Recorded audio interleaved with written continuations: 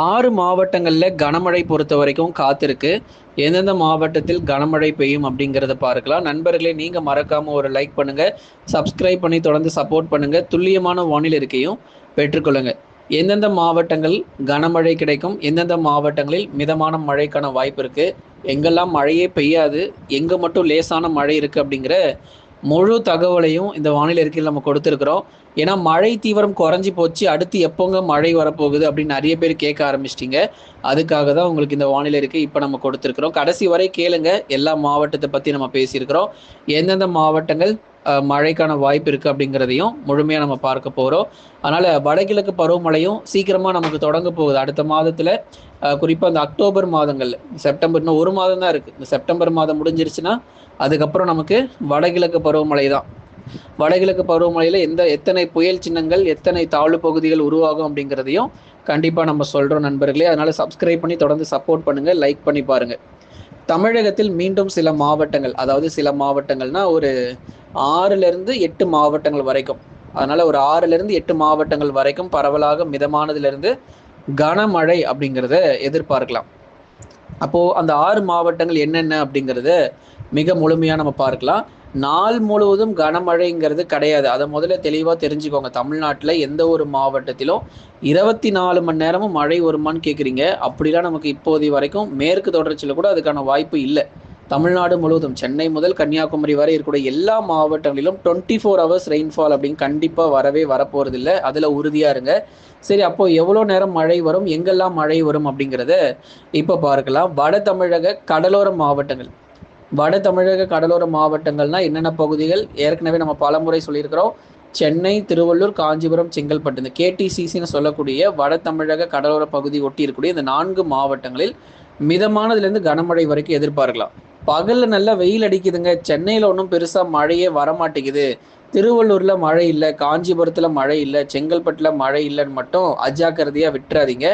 மழையே இங்கே தான் இருக்குது. ஏன்னா சில பேருடைய கமெண்ட் எல்லாம் பார்க்கும்போது எங்கள் ஊரில் மழை வரலன்னு போட்டிருந்தீங்க சென்னை பக்கம்லாம். அதனால் மழை வராமல்லாம் கிடையாது. நீங்கள் பாருங்கள், ஆகஸ்ட் 1ஆம் தேதியிலேருந்து இப்போ வரைக்கும் நீங்கள் எடுத்து பாருங்கள். அது மொத்த சென்டிமீட்டர் எவ்வளோ பதிவாயிருக்குன்னு எடுத்து பார்த்தீங்கன்னா நிறைய மாவட்டங்கள் கூடுதல் மழையை சொல்லிட்டு போகலாம்.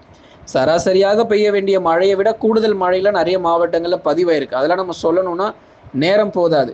அதனால் ஆகஸ்ட் மாதம் ஒரு தொடக்கத்திலேயே நல்ல ஒரு மழை தரக்கூடிய மாதமாக ஆரம்பித்து இப்போ தான் ஒரு 2-3 நாளாக தான் நம்ம தமிழ்நாட்டில் மழை தீவிரம் இல்லாமல் இருக்குது. அதுக்கு முன்னாடி வரைக்கும் அதிக அளவு மழை பொழிவு, 10 சென்டிமீட்டர், 8 சென்டிமீட்டர், 12 சென்டிமீட்டர்னு பலத்த மழை நிறைய மாவட்டங்களில் புரட்டி போட்டது.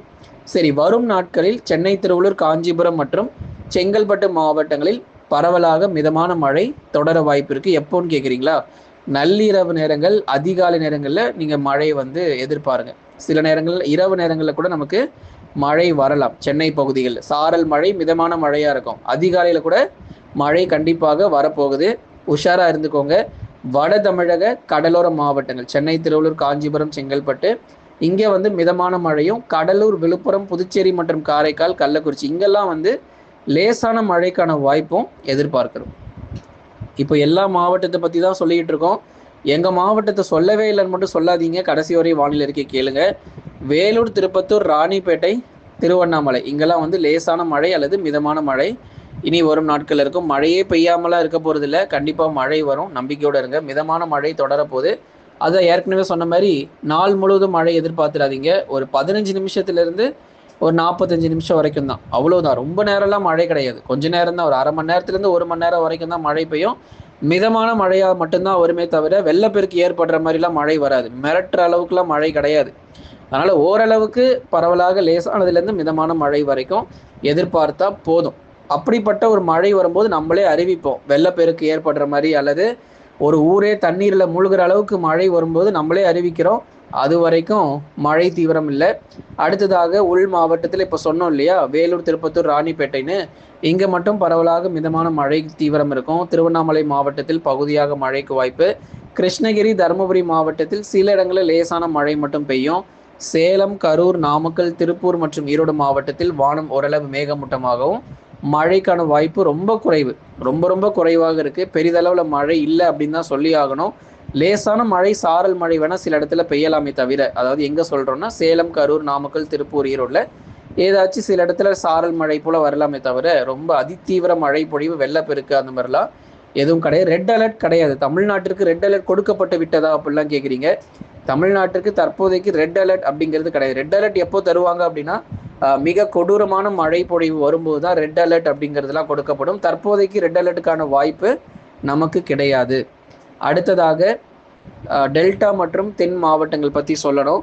ஏன்னா டெல்டாவில் வந்து கடந்த சில நாட்களாக நல்ல மழை கிடைச்சிது. தஞ்சாவூர் ஆகட்டும், திருவாரூர் ஆகட்டும், ஆகஸ்ட் தொடக்கத்துலேருந்து நம்மளும் பார்த்துக்கிட்டு தான் இருக்கோம். டெல்டா பகுதிகள் நல்ல மழை பொழிவு. என்னதான் நமக்கு ஜூலை மாதத்தில் மழை ரொம்ப குறைவாக இருந்தாலும் டெல்டா மாவட்டத்தில் ஆகஸ்ட் எவ்வளவோ பரவாயில்லைங்க. அங்கே மட்டும் இல்லை, தமிழ்நாட்டில் நிறைய மாவட்டத்தில் ஜூலை மாதத்தை ஒப்பிடும்போது ஆகஸ்ட்டில் நல்ல மழை பொழிவே கிடச்சிருக்கு. சில இடங்களில் கூடுதல் மழையுமே கிடச்சிருக்கு. மிக கனமழையெல்லாம் பதிவாயிருக்கு நிறைய பகுதிகளில். அதனால் தொடர்ந்து இனி வரும் நாட்களில் மிதமான மழை மட்டும் எதிர்பார்க்கப்படுது. டெல்டா மாவட்டங்கள் முழுவதுமாக வானம் ஓரளவு மேகமூட்டமும், நள்ளிரவில் சில பகுதிகளில் லேசான மழை வரை எதிர்பார்க்கலாம். தென் மாவட்ட பகுதிகள் மதுரை, திண்டுக்கல், விருதுநகர், சிவகங்கை, ராமநாதபுரம், தூத்துக்குடி மற்றும் திருநெல்வேலியில் வானம் ஓரளவு மேகமூட்டமும், அதேமாதிரி தென் மாவட்ட பகுதிகளில் இருக்கக்கூடிய கடலோர பகுதிகள் தூத்துக்குடி, திருநெல்வேலி, ராமநாதபுரம் உள்ளிட்ட தென் மாவட்டத்தினுடைய கடலோர பகுதிகளில் பகுதியாக நமக்கு லேசான அல்லது மிதமான மழையும், பெரும்பாலும் பகல் நேரங்களில் வெயில் காணப்படும். கடலோர பகுதிகளில் மாலை நேரங்கள் கூட இல்லை, இரவு அல்லது நள்ளிரவு நேரத்தில் சில பகுதிகளில் சாரல் மழை போல எதிர்பார்க்கலாம். அவ்வளோதான். ரொம்ப தீவிர மழை பொழிவு எங்கேயும் கிடையாது. தேனி, தென்காசி மாவட்டங்கள், விருதுநகர் மாவட்டத்தில் நிறைய பேர் கேட்டிருந்தீங்க. விருதுநகருடைய மேற்கு பகுதி ஸ்ரீவில்லிபுத்தூர், ராஜபாளையம்லாம் மிதமான மழை வரைக்கும் பதிவாகலாம். அடுத்ததாக தென் மாவட்டத்தில் திண்டுக்கல் மாவட்டத்தினுடைய மேற்கு பகுதி, கொடைக்கானல் மற்றும் அதன் சுற்றுவட்டார பகுதிகளில் இடி மின்னலுடன் கூடிய கனமழை வந்து ரொம்ப தீவிரமாக இருக்கும். மதுரை மாவட்டம் ஜக்கம்பட்டி, உசிலப்பட்டி, வாடிப்பட்டி அனைத்து இடங்களிலும், திருமங்கலம் மற்றும் அதன் சுற்றுவட்டார பகுதிகளில் வானம் ஓரளவு மேகமூட்டம், பகலில் லேசாக வெயில் வர ஆரம்பிச்சிடும். வரும் நாட்களில் மாலை நேரங்கள் அப்படி இல்லைன்னா இரவு நேரத்தில், மாலை கூட இல்லை, இரவு அல்லது நள்ளிரவில் பரவலாக மிதமான மழை வரைக்கும் சில இடங்களில் எதிர்பார்க்க முடியும். அடுத்ததாக நம்ம தொடர்ந்து பேசலாம். மேற்கு தொடர்ச்சி மலையொட்டிய மாவட்டத்தில் பரவலாக விட்டு விட்டு மழை பொழிவு காணப்படும். நீலகிரி மாவட்டத்தினுடைய மேற்கு பகுதி, அவலாஞ்சி, குந்தா மற்றும் அதன் சுற்றுவட்டார பகுதிகள், அதுக்கப்புறம் கோயம்புத்தூர் மாவட்டத்தினுடைய தெற்கு பகுதிகளிலும் பரவலாக மழை வாய்ப்புகள் ஆங்காங்கே காணப்படும். கோயம்புத்தூர் தெற்கு பகுதிகள் ஆங்காங்கே மழை பொழிவு இருக்கும்.